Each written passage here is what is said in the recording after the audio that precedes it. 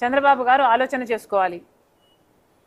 ఇటీవల విశాఖపట్నంలో confederation of Indian industry సదస్సు ఒకటి జరిగింది.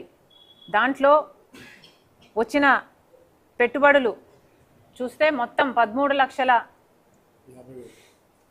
లక్షల కోట్ల రూపాయలు పెట్టుబడులు వస్తే మొత్తం 95% of them are 90% of them are in Visakhapatnam.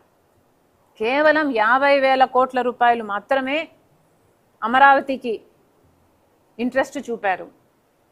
దాదాపు 400 MOUలు జరిగితే కేవలం 35 మాత్రమే అమరావతికి సంబంధించినవి ఉన్నాయి. మరి చంద్రబాబు గారు ఇది కండక్ట్ చేయడమే విశాఖపట్నంలో చేస్తే మీరు అమరావతిని ఎలా ప్రమోట్ చేసినట్టు అవుతుంది? మీరు విశాఖపట్నంలో దీన్ని కండక్ట్ చేశారు కాబట్టి అందరూ విశాఖపట్నంలోనే పెట్టుబడులు పెట్టడానికి ముందుకొచ్చారు. మరి మీకే చిత్తశుద్ధి లేనప్పుడు, అమరావతిని డెవలప్ చేయాలి అని మీకే లేనప్పుడు, మరి భూములు ఇచ్చిన ఈ రైతులైనా లేక ఆంధ్ర రాష్ట్ర ప్రజలైనా మిమ్మల్ని ఎలా నమ్ముతారు? అమరావతిలో ఎంత గ్రోత్ ఉందని, గ్రోత్ పొటెన్షియల్ చూపిస్తున్నారు మీరు. ఇచ్చిన భూములు ఇచ్చారు, ఇచ్చిన భూములు ఇచ్చిన రైతులకే కాన్ఫిడెన్స్ లేదు. మళ్ళీ రెండో ఫేజ్ కింద రైతుల దగ్గర నుంచి మళ్ళీ భూములు ఎక్స్పెక్ట్ చేస్తున్నారు.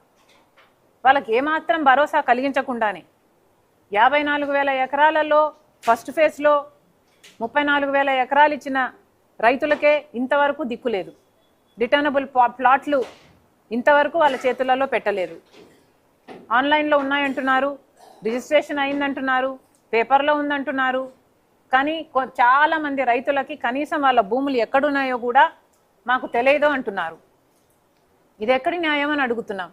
కనీసం ఆ భూములు ఇన్ఫ్రాస్ట్రక్చర్, కనీసం బేసిక్ ఇన్ఫ్రాస్ట్రక్చర్ అయిన రోడ్లు, ఎలక్ట్రిసిటీలు, గట్రాలు వాళ్ళకు తయారు చేసి ఆ భూములు ఇదిగో మీ భూములు అని 11 ఏళ్లుగా వాళ్ళ చేతుల్లో పెట్టింది లేదు. 11 ఏళ్లుగా వాళ్ళు ఎదురు చూస్తూనే ఉన్నారు, మా భూములు ఎప్పుడొస్తాయని. వాళ్ళకే ఇవ్వలేదు.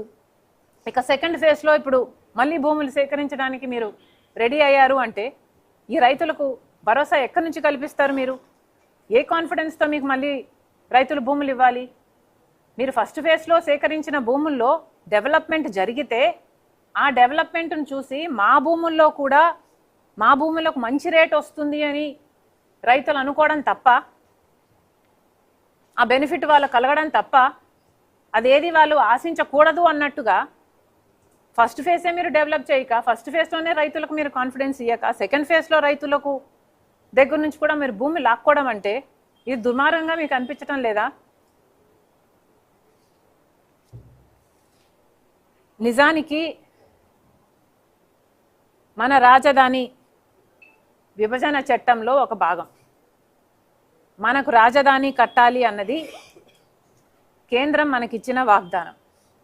ఇది విభజన హక్కు మనది అయినప్పుడు ఎందుకని ఈ హక్కుని మీరు నిలదీసైనా సరే సాధించలేకున్నారో చంద్రబాబు గారు సమాధానం చెప్పాలి.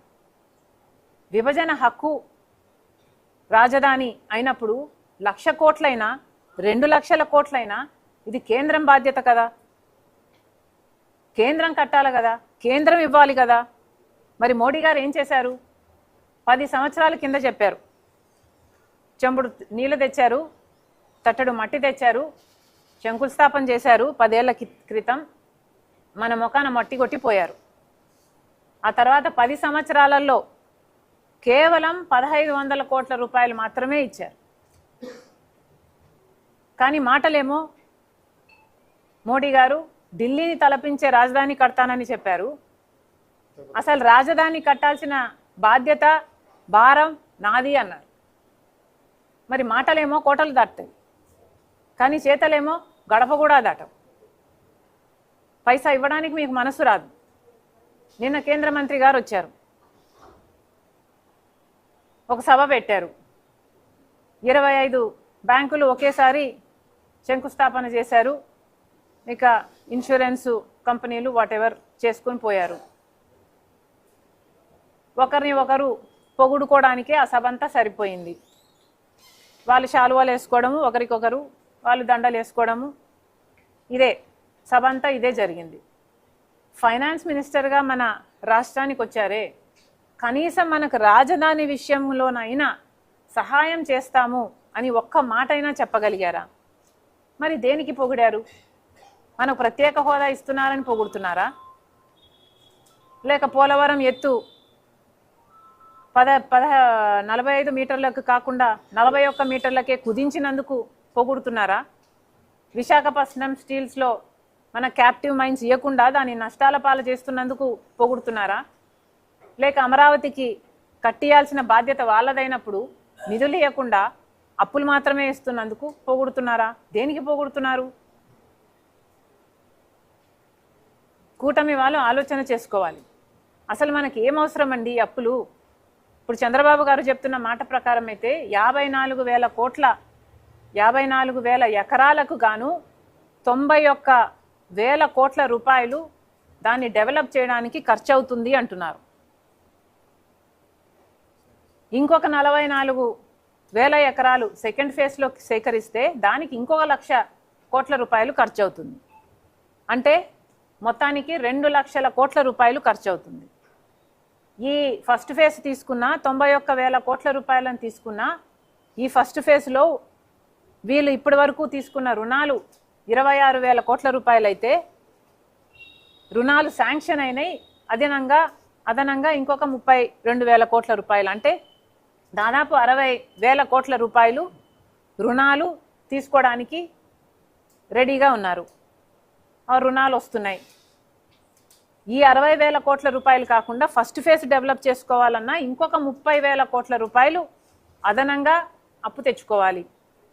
ఇది ఫస్ట్ ఫేజ్కి మాత్రమే. ఫస్ట్ ఫేజ్కే 90,000 కోట్ల రూపాయలు అయితే ఇక సెకండ్ ఫేజ్కి ఇంకొక 1,00,000 కోట్ల రూపాయలు అయితే అంటే 2,00,000 కోట్ల రూపాయలు అప్పులు తెచ్చి మీరు రాజధాని కడదాం అనుకుంటున్నారా? ఈ అప్పులు మనకు అవసరమా? మళ్ళీ ఈ అప్పులు తీర్చడానికి మళ్ళీ సెల్ఫ్ ఫైనాన్సింగ్ అంటూ మన భూములు మనమే అమ్ముకొని ఆ అప్పులను తీర్చుకోవాలనా? అసలు ఏం అవసరం అండి? అప్పు చేయాల్సిన అవసరం ఏముంది? ఆ అప్పు తీర్చుకోవడానికి మళ్ళా మన భూమినే అమ్ముకోవాల్సిన అవసరం ఏముంది? అసలు విభజన హక్కు రాజధాని అయినప్పుడు 1,00,000 కోట్లైనా 2,00,000 కోట్లైనా ఇవ్వాల్సిన బాధ్యత కేంద్రానికి అయినప్పుడు కేంద్రానికి మీరు మద్దతు ఇచ్చి అక్కడ కేంద్రంలో బీజేపీని అధికారంలో ఉంచుతున్నప్పుడు మీరు కనీసం రాజధాని కట్టుకోవడానికైనా నిధులు తెచ్చుకోలేకపోతే మీరు ఎందుకు మద్దతు ఇస్తున్నట్టు? అసలు ఏం మేలు చేస్తున్నారని మద్దతు ఇస్తున్నట్టు?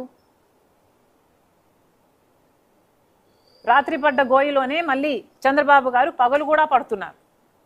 ఒకసారి మోసపోయారు బీజేపీని నమ్మి, మళ్ళీ మోసపోవడానికి తయారవడమే కాకుండా ఆంధ్ర రాష్ట్ర ప్రజలందరినీ కూడా ముంచుతున్నారు. ఇవేం చిన్న అప్పులు కాదు ఇవి. ఇంతింత అప్పులు తీర్చుకోవాలనుకుంటే సంవత్సరాలు, డెకేడ్స్ పడుతుంది. మళ్ళీ చెప్తున్నాం చంద్రబాబు గారికి, చంద్రబాబు గారు మీరు మద్దతు ఇస్తున్నారు కేంద్రానికి. మీరు ఇస్తున్న మద్దతుకు గాను మిగతా ఎంపీలందరూ కూడా అన్ని పార్టీలు కూడా అదే బీజేపీకి మద్దతు ఇస్తున్నాయి, అఫీషియల్ గాను అన్అఫీషియల్ గాను. బీజేపీ అంటే బాబు, జగన్, పవన్.